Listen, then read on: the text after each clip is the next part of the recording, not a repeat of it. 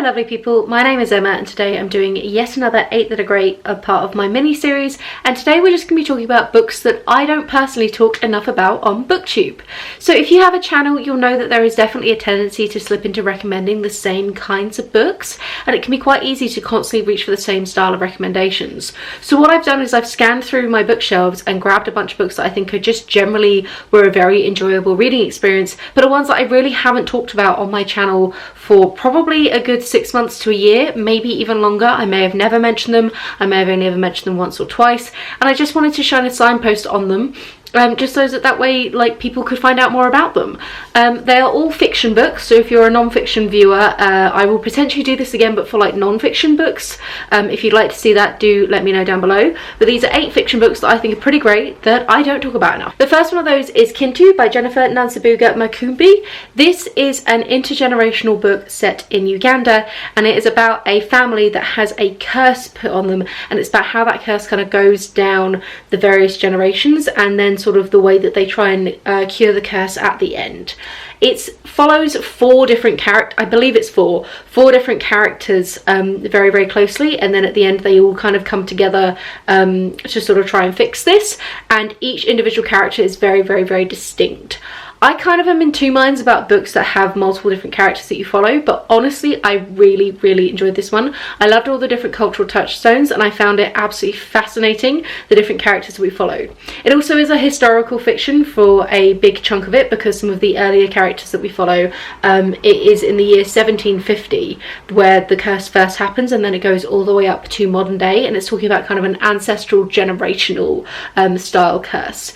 Generally fascinating. I don't talk about it enough, and not enough people know about it. I believe it was kind of popular on BookTube maybe like 2 years ago now, but I haven't heard it mentioned in a while, and I think it's a fantastic read. Another one I don't talk about enough is Familiar Things by Hwang Sok-Yong. This is a translated fiction. It is translated from Korean, and it is about a young boy who he's like come on hard times, his family has, so they moved to this island that's made entirely out of rubbish. It's like a rubbish dump, and part of the job that they have is to wade through the rubbish and try and find things that are salvageable, and it's about their life, but it's also about ghosts on the island, and there's a little bit of a kind of magical realism-y sort of aspect to it.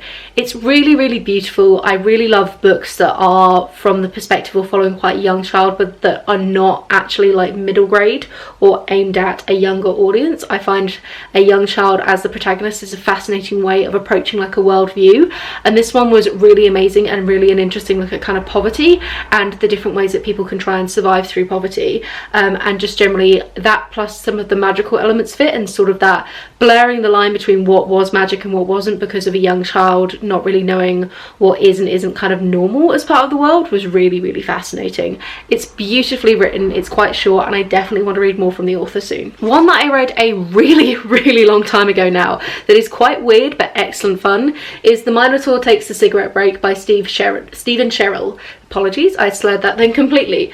This is about the Minotaur in like a modern day context. He works in a diner. It's about kind of his life, and it's sort of quite one of these quiet books that really sticks with you for a very, very long time. I read it literally years ago now, like probably a good decade ago, and it's one that has survived unhauls on my bookshelf so many times because seeing it just makes me smile and reminds me of such a like pleasant reading experience. It's definitely a character driven book that I found really, really fascinating. So yeah, he lives on a trailer park and he's just kind of a chill Minotaur who goes about his job, and if you're a fan of quirky books, especially like quirky narrators, you should definitely check this one out. One that I read earlier this year that I deeply enjoyed and really should recommend more often is The Lonely Hearts Hotel by Heather O'Neill. This is about 2 orphans who both have like a talent in performing. One of them's like a musician, one of them's kind of a dancer, and it's about them growing apart and then growing back together. At its heart, it is a romance, but it's one of these sort of romances that is quite dark, quite gritty, and is not concerned with trying to make things particularly pleasant for the reader, and it also has a way of sort of making the grotesque sort of quietly beautiful. This was recommended as like fans of the Night Circus, and I can see that real sort of lyrical style writing, even though the subject matter is quite radically different, but it also has the performing arts at its heart. So if you are a really big fan of performing arts, this one's beautiful, and I just generally loved it as a reading experience. It was very atmospheric and evocative, and you're really here for kind of the descriptions and the sort of vibes that it's giving off rather than necessarily the plot. plot or the characters overall. Not that they aren't good, but like it's a vibes book, if you know what I mean. Some books are just here for the vibes, and this one is definitely one of them. If you are a fan of unlikable characters and people who you really don't want to root for, you have to read The Dinner by Herman Koch. This is a translated book, and it is just... every single character in it is despicably, terribly awful. The primary storyline is focused on a particular dinner which is happening in a very high fancy restaurant between these two couples who their sons have managed to do something bad, and it's about them having a conversation about how they're going to try and get their sons out of trouble. It is very much about the ways that the rich and powerful can manipulate the systems to be able to get away with doing things, and how what is and isn't criminal is entirely dependent on how much privilege you're bringing to the table. But what I love about it is the way that this dinner and kind of the social conventions of being at a formal dinner overlays this conversation, and the different ways that the characters are terrible. It's awful. It's absolutely awful. Nobody in this story comes off well. It's about the lengths that people will go to protect their family, and sort of the way that privilege can completely warp your sense of morality, and it was fantastic. I'm not normally one who likes books with unlikable characters, but because you're not supposed to root for anybody in this book, I really deeply enjoyed it, and I think it was a really cool read. One book that I haven't spoken about in ages and was one of my all-time favourite books of 2018, I believe, is The Immortalists by Chloe Benjamin. This is a beautiful book. Again, we're talking like serious vibes to this one, and it's about 4 siblings who all find out from like a gypsy woman about when they are going to die, and it is then following each of these individual 4 characters, kind of a little snapshot of their life leading up to the moment of their death. Each one of these siblings is just beautiful, and I loved the different kind of roads that they went on. Simon, one of them, runs away to San Francisco to become part of the gay community there, and he becomes a ballet dancer. There's an amazing section on one of the siblings who is like a magician who works in Las Vegas. There's a real like performing arts route that goes through it, and I just deeply enjoyed the different characters that we got to hang out with and how distinct they were, and I genuinely didn't have a favourite between any of them. And it also really drove home that idea of like, if you knew when you were going to die, how would that change how you lived? And yeah, it was one that I really appreciated all round, and I don't talk about enough on this channel. A beautiful one that I would totally recommend on audiobook is Echo by Pam Munoz Ryan.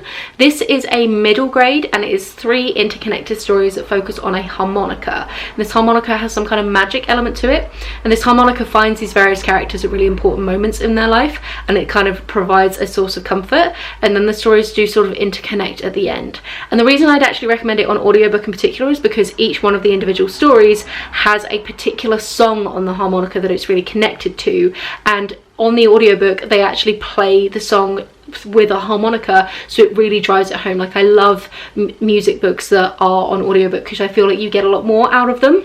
It's a middle grade, it's really, really sweet, and normally I'm not a big fan of like short stories, but the way that they all kind of connected at the end made it really work for me, and I loved just like the general characters and the way that the harmonica kind of ended up impacting and sort of the importance of music in people's lives. So it's a really lovely, beautiful one, and is great if you have any kids as well. The final one I want to recommend is The Map of Salt and Stars by Zeyn Joukhadar.